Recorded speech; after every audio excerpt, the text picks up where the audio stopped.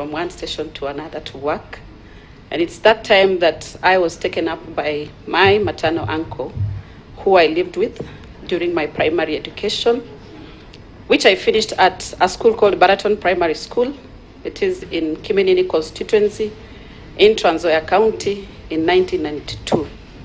And I'm happy to tell honorable members that in the KCPE exams of 1992, I was the best student in then Trans Nzoia district. After that, I joined Maryhill Girls High School, a national school in Thika, where I did my secondary school education.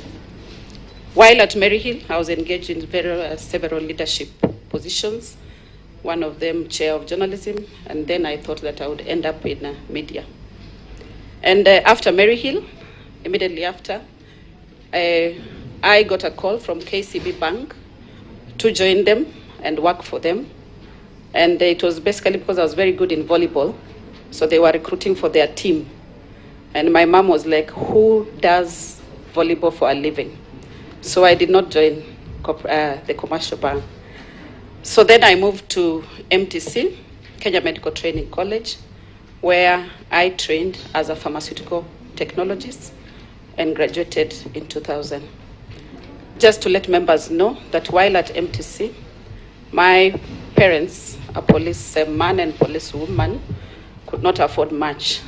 So from the second year of MTC, I did odd jobs to pay my school fees. After MTC, I managed to get a job in one of the pharmaceutical retail pharmacies in this country.